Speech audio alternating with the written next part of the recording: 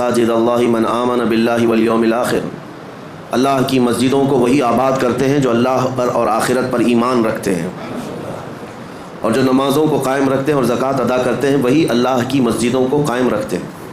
اور دنیا کا سب سے بڑا ظالم کون ہے، اس کے متعلق بھی قرآن کہتا ہے وَمَنْ أَظْلَمُ مِمَّنْ مَنَعَ مَسَاجِدَ اللَّهِ أَنْ يُذْكَرَ فِيهَا اسْمُهُ وَسَعَىٰ فِي خَرَابِهَا، سب سے بڑا ظالم شخص وہ ہے جو اللہ کی مسجدوں کو اللہ کا ذکر کرنے سے روکتا ہے اور اس کی ویران کرنے کی اور اس کی برباد کرنے کی کوشش کرتا ہے، وہ دنیا کا سب سے بڑا ظالم ہے۔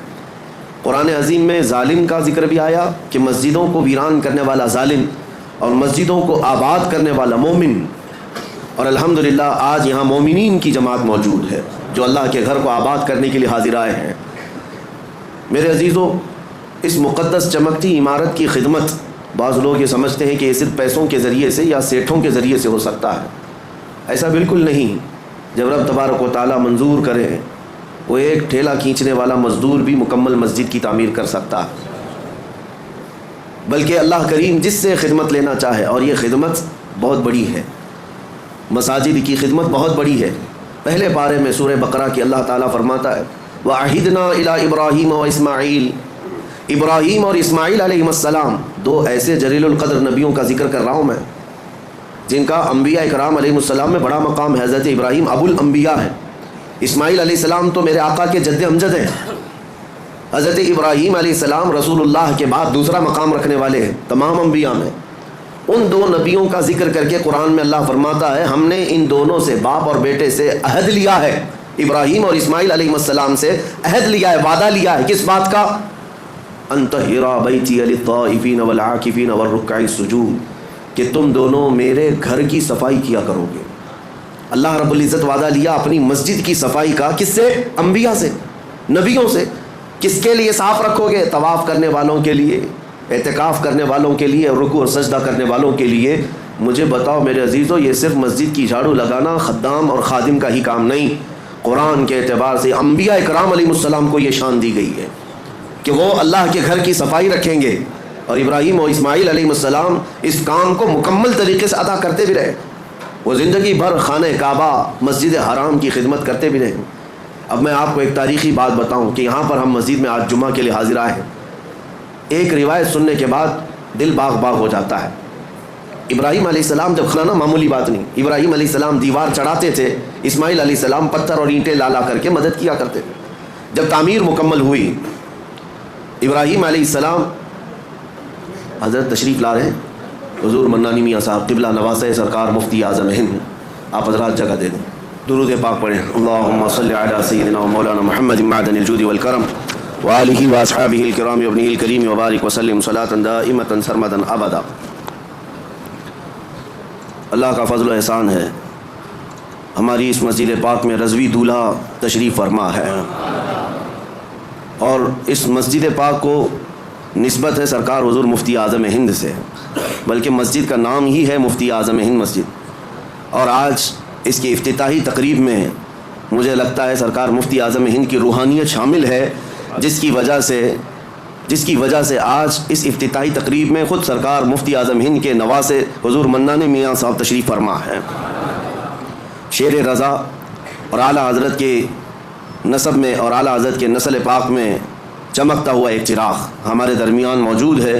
اللہ کریم ان بزرگوں کا سایہ ہم پر دراز فرمائے۔ جمعہ کا وقت چونکہ بہت کم ہوتا ہے، نماز کا بھی ہے، اور ہمیں یہاں کے فاتحہ اور دعا میں بھی شرکت کرنی ہے۔ میں مختصر سی باتیں عرض کر کے سمیٹتا ہوں اپنی بات کو۔ اللہ تعالیٰ نے ابراہیم علیہ السلام اور اسماعیل علیہ السلام دونوں کو تعمیر کا حکم دیا، اور تعمیر ہوئی خانہ کعبہ کی۔ جب عمارت مکمل ہوئی تو جب کبھی کوئی گھر بنتا ہے تو کچھ اینٹ پتھر ٹکڑے بچ جاتے ہیں۔ گھر کی عمارت کے بعد جو سامان بچتا ہے آپ اس کو لے جا کر کے کہیں پھینک دیتے ہوں گے، ٹھنڈا کر دیتے ہیں۔ خانہ کعبہ کی تعمیر کے بعد جو مٹی، اینٹ، پتھر، گارے جو جس سے بھی بنا تھا وہ بچا تھا، تو ابراہیم علیہ السلام نے اس کے متعلق پوچھا رب ذوالجلال سے، مولا یہ جو تعمیر سے بچ گیا ہے اس کا کیا کیا جائے؟ اللہ کریم کا حکم ہوا، اے ابراہیم وہ جتنی مٹی بچی ہے یا گارا یا جو کچھ بھی بچا ہے اس کو اٹھاؤ، جمع کرو اور ہوا میں پھینک دو۔ خانہ کعبہ کی بنائی ہوئی اور بچی ہوئی مٹی ابراہیم علیہ السلام اپنے ہاتھوں سے وہ ساری مٹی اور جو بچا ہوا سامان تھا جمع کیا اور ہوا میں اسے اٹھا کر پھینک دیا. وہ ہوا میں غائب ہو گئی, کہیں لے جا کر کے پھینکا نہیں. اور تفسیر میں فرمایا گیا جب ابراہیم علیہ السلام نے وہ ساری مٹی اٹھا کر کے پھینکی تو اس مٹی کے ذرے ذرے کو اللہ تعالیٰ نے پوری دنیا میں پھیلایا. اس مٹی کا ذرہ زمین پر جہاں پڑا وہاں اللہ کی ایک مسجد تعمیر ہوئی. قیامت تک جہاں وہ ذرہ پڑا ہوگا یا تو مسجد تعمیر ہوگی یا ہو چکی ہوگی. میں اسی لیے کہا کہ اس روایت کو پڑھنے کے بعد یہ فخر ہوتا ہے کہ جس جگہ ہم سجدے کے لیے مسجد میں حاضر آئے ہیں یہاں کا ذرہ بھی خانہ کعبہ کی مٹی سے ضرور ملا ہوگا. عزیزان گرامی وقار, مسجدوں کو تعمیر کرنے کے بعد اس کی صفائی ستھرائی کے لیے جس قدر ہم خیال رکھتے ہیں یہ ضروری ہے. لیکن کل رات ہم نے ذکر کی مجلس میں ایک بات آپ کے سامنے رکھی تھی. سب سے بڑی ذمہ داری ایک مسلمان کی یہ ہے کہ مسجد بنانے کے بعد جیسے اس کو تعمیر کرنے میں دلچسپی دکھاتے ہیں, جیسے کہ کسی شاعر نے کہا تھا کہ حضور پاک صلی اللہ تعالیٰ علیہ وسلم کی اس امت کا اب حال یہ ہے کہ مسجد تو بنا لی شب بھر میں ایمان کی حرارت والوں نے, من اپنا پرانا پاپی تھا بچپن سے نمازی بن نہ سکے. لیکن یہ تانا ہمارے لیے مناسب نہیں ہے جس شاعر نے ہمیں تانا دیا ہے, من اپنا پرانا پاپی تھا بچپن سے نمازی بن نہ سکے. آپ اس کو بدل کر کے دکھائیں کہ مسجدیں تعمیر ہوئی ہیں, قیامت کے دن یہ پوری مسجد اٹھائی جائے گی اور یہ اللہ کریم کی بارگاہ میں گواہی بھی دے گی. یہ بھی حدیث پاک میں ہے. کچھ مسجدیں اللہ کی بارگاہ میں شکایت کریں گی, مقدمہ کریں گی, اے رب ذوالجلال اس محلے والوں نے مجھے بھوکا اور پیاسا رکھا. اس سے پوچھا جائے گا تو بھوکی اور پیاسی کیسے ہوتی؟ مسجد کہے گی کہ جب اذان ہوتی تو مجھے بھوک لگتی, اگر یہ میری صفوں کو بھر دیتے تو میرا پیٹ بھر جاتا, مگر انہوں نے مجھے خالی رکھا, بھوکا اور پیاسا رکھا. مسجد اگر کسی کے خلاف مقدمہ کرے قیامت کے دن تو میرے عزیزوں پورا محلہ اس میں شامل ہو جائے گا. اس لیے آپ نے مسئلہ سنا ہے کبھی, ہر رمضان المبارکہ میں کوئی نہ کوئی ایک مسجد میں اعتکاف ضرور کرے, کیونکہ یہ مسجد کا حق ہے. اگر ایک بھی اعتکاف میں نہیں بیٹھا تو پورے محلے والے گنہگار ہیں, سب کے اوپر گناہ ہوگا. اور اگر ایک بیٹھ گیا تو سب کے اوپر سے ذمہ داری ختم ہو جائے گی. کیوں؟ مسجد کا حق ہے, اس مسجد کو رمضان کے آخری عشرے میں خالی نہیں رکھا جائے گا. اسی طرح سے جو بات میں عرض کر رہا تھا وہ یہ ہے کہ مسجد کو جس طرح تعمیر کر کے چمکایا جاتا ہے اس سے زیادہ تمہیں خیال ہونا چاہیے مسجد کے متعلق, کہ مسجد کے متعلق آپ کیا کہتے ہیں؟ یہ اللہ کا گھر ہے.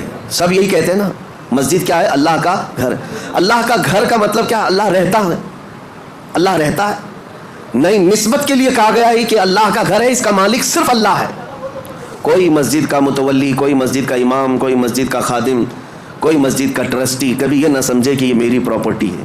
مسجدیں جو ہوتی ہیں وہ صرف اور صرف اس کی ملکیت اللہ کے حوالے ہیں. کبھی آپ نے سوچا کہ یہ مسجدیں جو شہید ہوئی ہماری, گورنمنٹ تو آفر دیتی ہے کہ اس جگہ چھوڑو دوسری جگہ بنا لو, ہم کیوں نہیں مانتے؟ اس کی وجہ یہ ہے کہ ہم اگر مالک ہوتے تو کمپرومائز کرتے. مالک اللہ ہے, ہمیں صرف حفاظت کے لیے مامور کیا گیا اور ہم زندگی بھر اس کی حفاظت ہی کریں گے.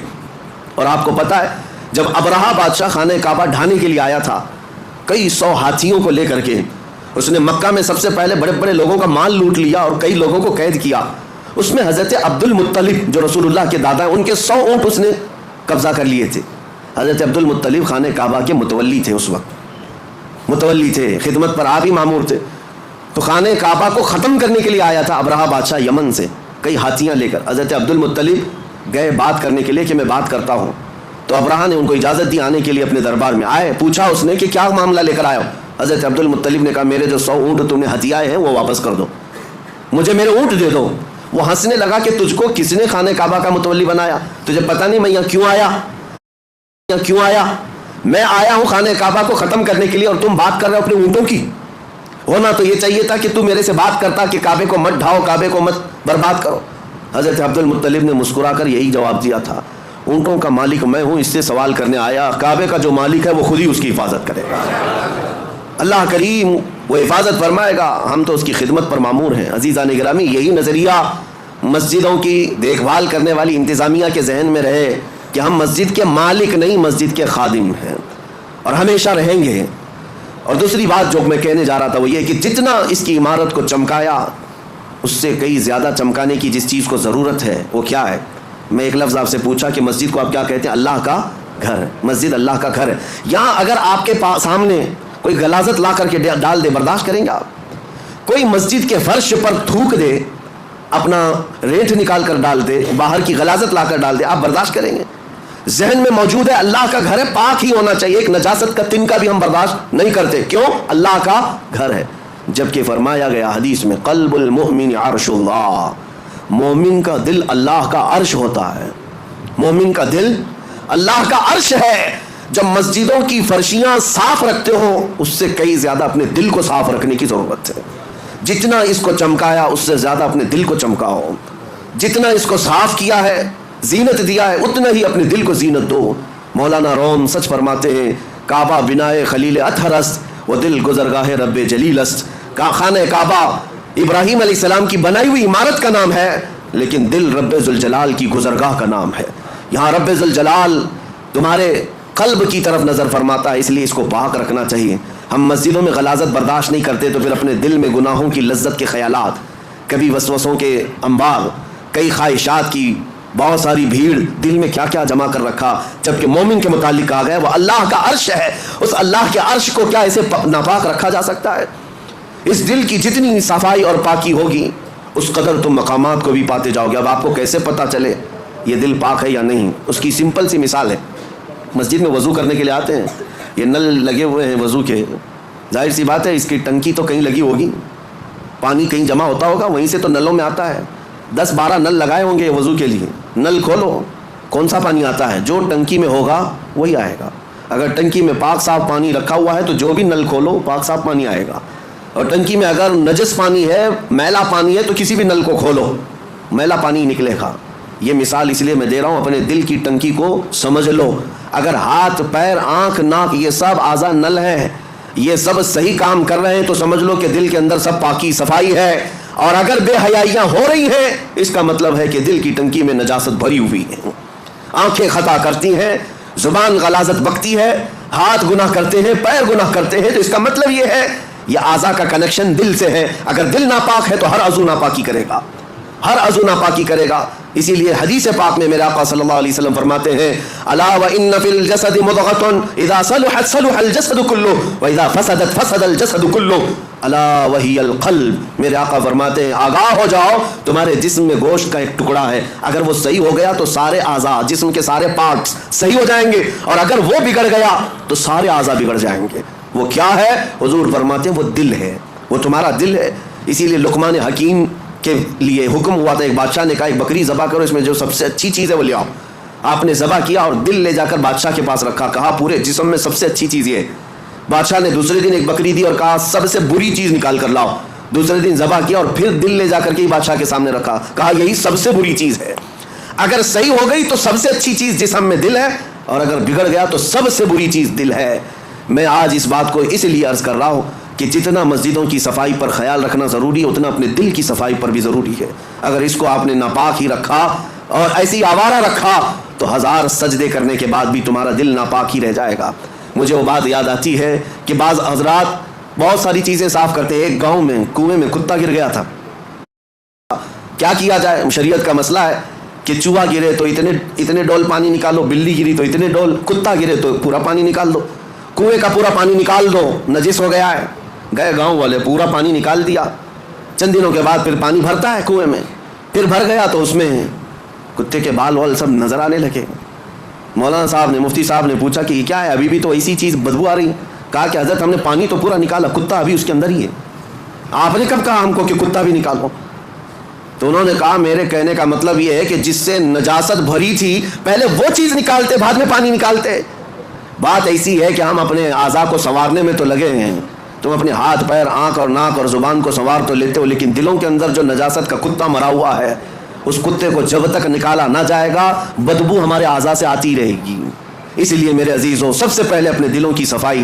مجھے ایک بات یاد آتی ہے، اللہ کریم جب موقع دے میں اس مسجد کی جھاڑو بھی لگانے پر فخر محسوس کروں گا، اسی نہیں کسی بھی مسجد کی۔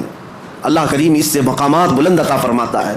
آپ آتے ہیں مسجد میں نماز پڑھنے کے بعد، کوئی یہاں پر خادم کہاں ہے، امام کہاں ہے، مؤذن کہاں ہے، ان کو چلاتے مت بیٹھو۔ اگر کچرا دکھا تو سب سے پہلے بڑھ کر کے اٹھاؤ اور خود صاف کرو، اس حصے میں تم بھی شامل ہو جاؤ۔ یہ نہیں کہ یہاں آ کر کے فلاں کہاں ہے، تنخواہ کیوں لیتا ہے، یہ صفائی کیوں نہیں رکھتا۔ تم آرڈر دینے والے نہیں ہو، وہ اللہ کریم کے گھر کی عبادت اور خدمت میں لگا ہوا ہے۔ مصر کے ایک بڑے بزرگ شیخ متولی شعراوی رحمۃ اللہ علیہ، جنہوں نے پورے قرآن کی تفسیر لکھی ہے، اور عرفات کے میدان میں ان کو خصوصی خطاب کے لیے لایا گیا تھا، پورے عرب کے سب سے بڑے عالم دین، اللہ کے ولی، جن کے متعلق میں آپ کو بتاؤں، وہ اتنے بڑے مفسر کہ ہزاروں علماء ان کے شاگرد ہیں۔ ان کا ڈرائیور وہ خود کہتا ہے کہ روزانہ رات کے 12 بجے کار لے کر اپنے گھر سے نکلتے، میں ہوتا ساتھ میں حضرت ہوتے، تقریباً 70 سال کی عمر ہے، اور مسجد چلے جاتے، مسجد سیدہ نفیسہ، مسجد امام حسین، کئی مسجدیں ان کی خاص تھی، رات کو جاتے اور ڈرائیور سے کہتے دروازہ کھلوا کر اندر چلے جاتے، یہ باہر ویٹ کرتا رہتا، گھنٹہ 2 گھنٹے کے بعد آتے ہیں۔ ظاہر سی بات اللہ والے نماز پڑھ رہے ہوں گے، تہجد یا عبادت میں مصروف، برسوں یہ سلسلہ چلتا رہا۔ میرے عزیزوں، ان کے انتقال کے بعد یہ پتہ چلا، مسجد کے ایک خادم نے، جو مسجد ہے سیدہ نفیسہ میں یا کوئی ایک مسجد میں، خادم نے ڈرائیور سے ملاقات کی اور کہا کتنا اچھا وہ زمانہ تھا جب وہ آتے تھے حضرت نماز کے لیے۔ یہ ڈرائیور کہنے لگا کہ میں 2 گھنٹے باہر انتظار کرتا تھا، حضرت کا وصال ہو گیا۔ کیسی عبادت کرتے تھے مسجد میں جا کر، تم تو اندر رہتے تھے، تم خادم ہو، کبھی دیکھا میرے حضرت کو؟ وہ خادم رونے لگا اور کہا ڈرائیور سے، وہ راز تھا میں بتا نہیں سکتا، لیکن اب ان کا انتقال ہوا، میں بتاتا ہوں۔ حضور تشریف لاتے رات کے 12 بجے، وہ عبادت کرنے کے لیے نہیں بلکہ سیدھے طہارت خانوں میں جاتے اور اپنے ہاتھوں سے سارے طہارت خانے دھوتے تھے، وضو خانے کو اپنے ہاتھوں سے صاف کرتے تھے۔ اب اللہ کریم کے ایسے بزرگ ولی اپنے ہاتھ سے رات کے وقت پوری مسجد کے طہارت خانے صاف کرتے، اور پھر ایک دن میری نظر پڑی تو انہوں نے مجھے کچھ پیسے دیے اور کہا زندگی بھر کسی کو بتانا مت، میں یہ صفائی اس لیے کرتا ہوں کہ مجھے میرے رحمان پر یقین ہے، اس کے گھر کو میں اپنے ہاتھ سے صاف کروں گا، میرے دل کو وہ صاف کرے گا، میرے دل کو وہ پاک کرے گا۔ اور اللہ نے ایسا پاک کیا کہ جب وہ بزرگ شیخ متولی شعراوی رحمۃ اللہ علیہ کے انتقال کا وقت آیا، میں آپ کو بتاؤں ہمارے اساتذہ موجود تھے جنہوں نے کہا سرانے کے پاس کئی علماء کھڑے تھے، وہ بستر پر لیٹے ہوئے تھے، اچانک آپ نے کہا کہ ہٹ جاؤ تم سب یہاں سے، سرانے کے پاس سے ہٹ جاؤ، وقت کے بڑے بڑے لوگ کھڑے تھے۔ اس کے بعد اچانک انگلی اٹھائی، کہا اشہد ان لا الہ الا اللہ واشہد انک رسول اللہ، کلمہ طیبہ اسے نہیں پڑھتے، اشہد ان محمدن رسول اللہ، میں گواہی دیتا ہوں کہ اللہ کے سوا کوئی معبود نہیں، اور گواہی دیتا ہوں محمد صلی اللہ علیہ وسلم اللہ کے رسول ہے۔ کلمہ یہی ہے، پڑھتے ہوئے دنیا سے جائیں، لیکن آپ نے آخری وقت میں انگلی اٹھائی اور یوں کلمہ پڑھا، میں گواہی دیتا ہوں کہ اللہ کے سوا کوئی معبود نہیں، اور میں گواہی کہ آپ اللہ کے رسول ہیں۔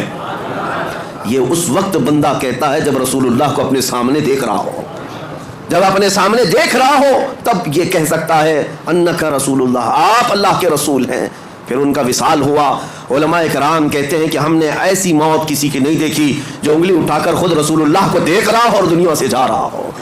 میرے عزیزو، یہ مقامات بلند انہیں ان کاموں کی وجہ سے یا ان نیکیوں کی وجہ سے بھی ہو سکتا ہے ملی ہوں۔ اس لیے آج اس مسجد پاک کی جن لوگوں نے خدمتیں کی ہیں، اللہ ان کے گھروں کو سجا اور ان کی قبروں کو روشن کرے، اور رب ذوالجلال اس مسجد پاک کو عشق رسول کا مرکز بنائے۔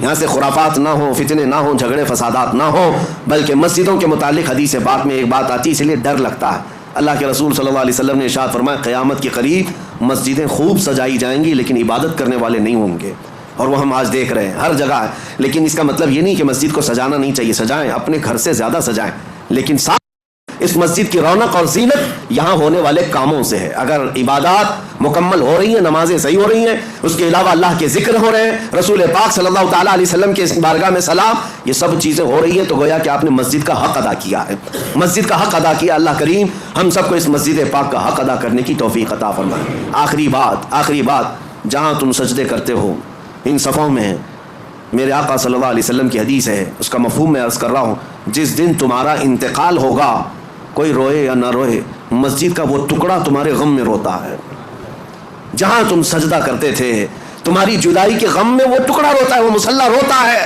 اللہ کریم کی بارگاہ میں عرض کرتا ہے کہ مولا اس کی پیشانی کے سجدوں سے مجھے قرار تھا، مجھے سکون تھا، آج وہ چلا گیا، مجھے بے قراری ہے، بے اطمینانی ہے۔ اس لیے میرے عزیزو، ان ٹکڑوں کو وفادار سمجھو۔ دنیا تمہارے مال کی پرستار ہو سکتی ہے، تمہارے عہدے اور منصب کے دیکھ کر کے ہو سکتا ہے دوست بن جائے، لیکن یہ زمین کے ٹکڑے اگر تمہاری دوستی کرتے ہیں تو فقط تمہارے سجدوں کی وجہ سے کرتے ہیں، تمہارے سجدوں کی وجہ سے یہ تم سے دوستی کرتے ہیں۔ اور جس دن انتقال ہو، جنازہ جا رہا ہو، دنیا روتی ہے یا نہیں روتی اس سے مطلب نہیں، مجھے اس بات کا احساس ہے کہ یہ مسجد کا وہ ٹکڑا میرے غم میں روتا ہے جس پر میں سجدے کیا کرتا تھا. آؤ ان مسجدوں کو سجدوں سے آباد کرو. کیوں تمہیں سجدے لمبے لگنے لگ گئے, بھاری لگنے لگ گئے؟ لوگ تو یہی شکایت کرتے ہیں امام صاحب بہت لمبا سجدہ کرتے ہیں, لمبے سجدے کرتے ہیں, بستر پہ 8 گھنٹہ سوئے رہتے الٹا. کبھی بھاری نہیں لگا؟ اللہ کریم کی بارگاہ میں خشوع و خضوع سے 3 منٹ بہت بھاری ہو جاتے. یہ دل کا بوجھ ہے. آؤ, اقبال نے سچ کہا تھا, آج اس کا حاصل ہم دیکھتے ہیں. وہ ایک سجدہ جسے تو گراں سمجھتا ہے, بھاری سمجھتا ہے, وہ ایک سجدہ جسے تو بھاری سمجھتا ہے, 1000 سجدوں سے دیتا ہے آدمی کو نجات. ادھر ادھر جھکنے سے یہ سجدہ بچا لیتا ہے. اس پیشانی کو ایک ہی جگہ جھکاؤ, ہر جگہ جھکنے سے اللہ محفوظ رکھے گا.